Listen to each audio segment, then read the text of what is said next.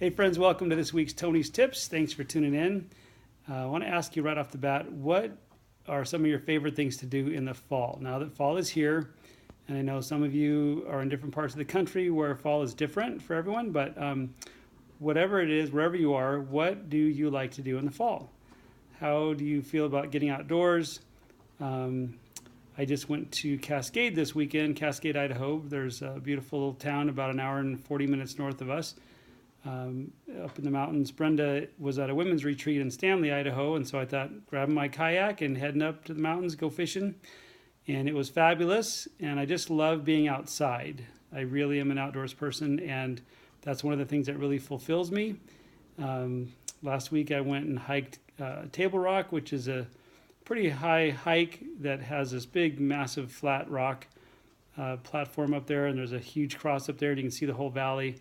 Anyway, just I love getting out and doing stuff like that, and just being active. And it was a stretch since it was the first time I've done that in a couple of years, but it also is good prep for hunting season that's coming up. Anyway, just wanted to ask you, remind you to what are the things that you love to do, and are you making sure that you do them? And especially when we want to find things that we can do that are just not based around food and eating and all that stuff, because so many things do revolve around that, social events and church activities and potlucks and stuff. And while I was in Cascade, I just chose to stay on program 100%. And I just thought, I'm getting so close to my goal that I don't want to compromise. But since I started this on, August 6th, I'm down 23 pounds. And twice I've had a little break. The first time was we had company and we went camping, and we also were up in Cascade that weekend, and they've got an amazing little gift shop that has the biggest, fattest ice cream scoops that you've ever seen in your whole life. And I did eat, yep. And that just led to a weekend of eating stupid, sort of, and enough to set me back for a week. It took me a week from the time I weighed Thursday morning. This is about a month ago. I weighed Thursday morning, went off program for 4 days, and then 3 or 4 days later, I was back to where I was that Thursday morning. So basically, I lost a week of time. And looking back, I'm thinking, kind of wish I hadn't done that, because then I'd probably be right about at my goal or almost there.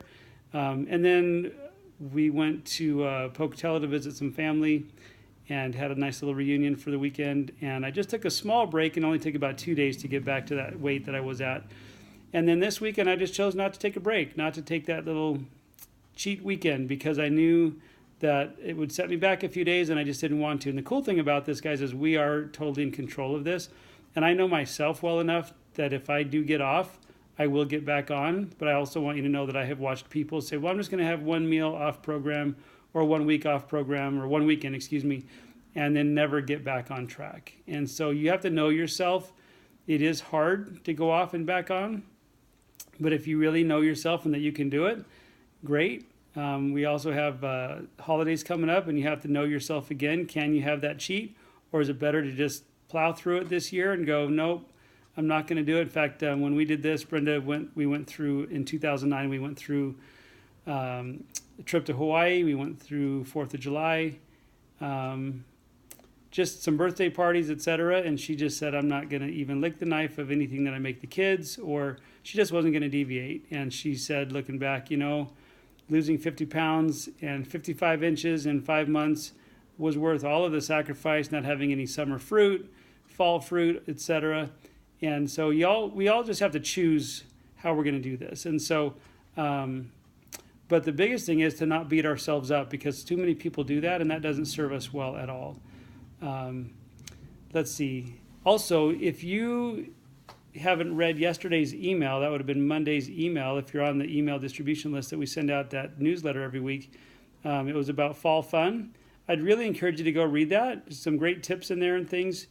And then if you're not on that and you're watching this video, just shoot me a message and let me know that you'd like to be on our weekly distribution list for our weekly newsletter, to encourage you with tips and stories and before and after pictures and things like that.